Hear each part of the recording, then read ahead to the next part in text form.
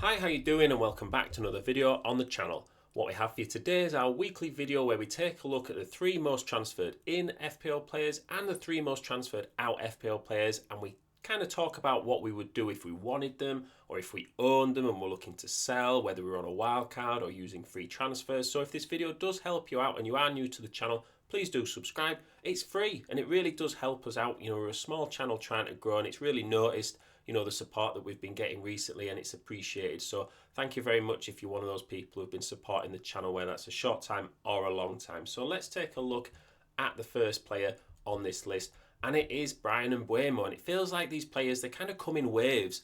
Once they're on this most transferred in list, they're kind of on it for a few game weeks, and Bryan Mbeumo is one of those players. At 7.5 million, I think he's probably the best player in that 6.5 to 8 million bracket, and has been for a while. I wouldn't worry too much if you've not got him in your team just yet. I always think, you look at someone like him and he started at 7 million, now he's 7.5, and you think, I'm going to be spending $500,000 more than what I would have done a few game weeks ago. He's not worth the value. What I would say is that if you would buy him in at 7.5 million, if he was 7.5 million at the start of the season, would you still get him? And if the answer is yes, just buy him. I wouldn't have that psychological battle with yourself as to certain price points, unless you have been priced out by getting him because of a transfer increase. Then I wouldn't worry about it. Still only owned by a quarter of managers really, so could be considered a bit of a differential. There's been no assists, but he is such a focal point of Brentford's attack, and he's on penalties. It doesn't really matter that he's not getting the assists. He's got 6 goals in 7 games. That's awesome form.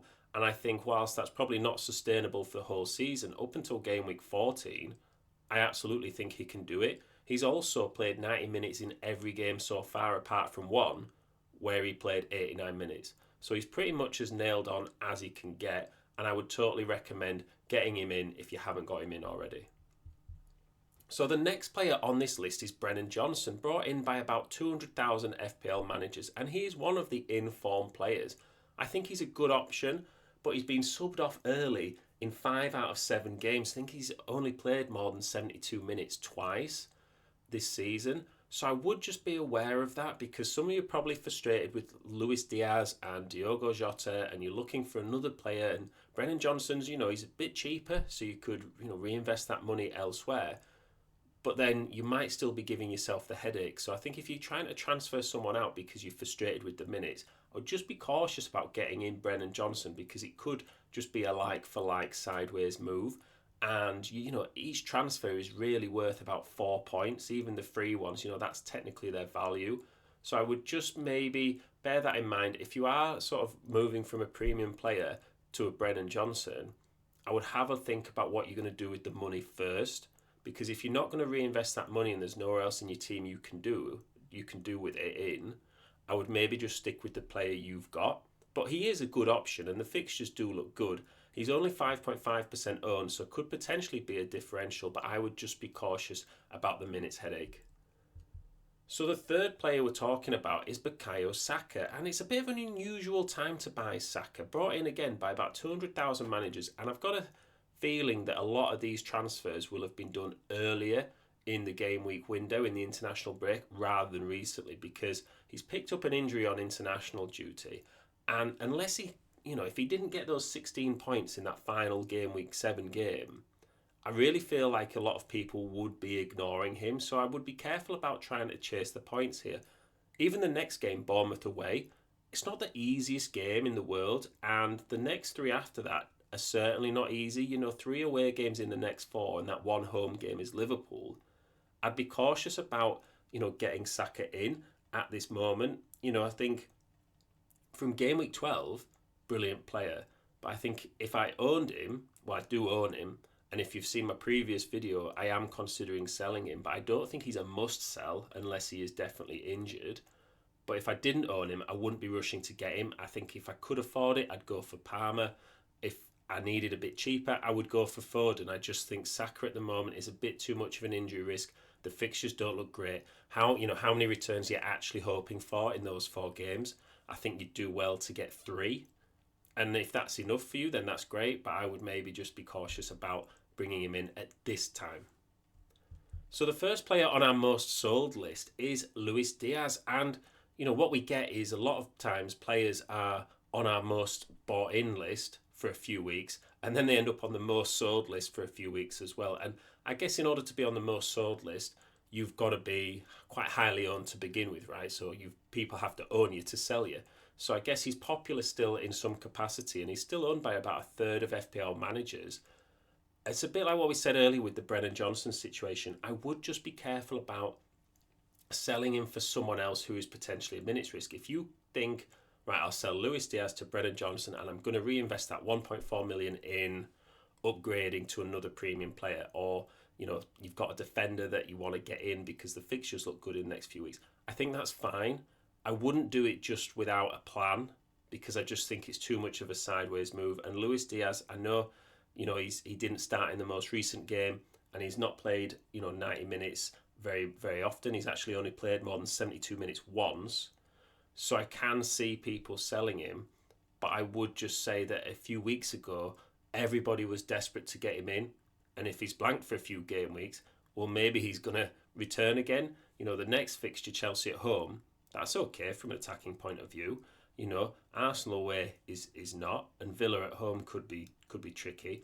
And but Brighton, we saw how Chelsea played against Brighton from an attacking point of view. I could see Liverpool potentially doing the same. And then that Southampton game, he's not a must sell, but I think if you've got a plan for what to do with the money, or you want to just drop into someone like Brian and Mbeumo, if you've not got Mbeumo and you say, right, I want to do Diaz to Mbeumo, yeah, absolutely do that move. I think that's a great move because we know how nailed on Mbeumo is and the fixtures are good. So just bearing those factors in mind. So the next player is João Pedro, and he's another one who was on the most brought in list for weeks and weeks and weeks, and now he's been on the most sold list for a couple of weeks, and quite surprised some people still own him, to be honest. I think in terms of options on where you can go from him, because I definitely would sell him. He's injured, we don't know when he's coming back, you need to sell. I would either go, if you've got the money, I quite like Matthias Cunha from Wolves. If you've seen my other videos, you'll know that. I think it would go Matthias Cunha, then I'd go Calvert-Lewin, then I'd go Chris Wood. I think if you don't want any of those or you can't afford it, I also wouldn't have a problem with dropping him to a 4.5 million striker if I could invest that money elsewhere in my team. I think the 5.5 to 6.5 million players, they're quite inconsistent, and if they've got a bad run of fixtures coming up, you are going to want to use a transfer again to transfer them out. And if the rest of your team is stable, I think that's absolutely fine. But all it takes is one or two extra injuries and then you're stuck with that striker because you're having to address things elsewhere. So, if you've got quite a strong bench, I wouldn't have a problem lowering it down to a 4.5 million striker. And if that is the difference between, getting you from a Luis Diaz to a Phil Foden, say, I would definitely do it. So the last player on this list is Mo Salah. And I also understand why people are selling Salah, to be honest, because he's so expensive. You could really do a lot with that money. I think if you don't own Haaland, I would definitely sell Salah to get Haaland because Man City's fixtures are so much better than Liverpool's at the moment. But in terms of a premium player, he's still got it. 4 goals and 4 assists in 7 game weeks is more than one every game. I think that's a fantastic return, and it's what you'd be hoping for at the price. I think if you can sell him to get 2 premium players, I would absolutely do that. This season looks like it's going to be a season of premiums, and the players you want in are the players that are going to score you the most points, i.e. the most expensive players. If you can sell Salah to someone like a Foden, and then you can upgrade another mid-price midfielder to a Cole Palmer, well, then you've got 2 premiums in those 2 instead of just one with Mo Salah. I think that's a brilliant strategy because the more premiums you can get in this season, the better. Because how many times have we had already where you don't own a player who's roughly the same price as a player you've got and they've scored really well? Those 10 million midfielders. So I think the more of those you can get in, the better. So I do understand why people are selling Salah, but like we say with every player, have a bit of a plan. Don't just do a knee-jerk transfer because in a couple of game weeks you're going to be wanting to transfer that player out as well. Have a bit of a strategy. If you've got any questions, pop them in the comments if there's anything to do with your own team or any players you're thinking of considering. And likewise, if there's any players that we haven't talked about today that you think we either need to get rid of or we need to get in, pop it in the comments. Please do like and subscribe. Go check out the other videos as well. Links should be on the screen right about now.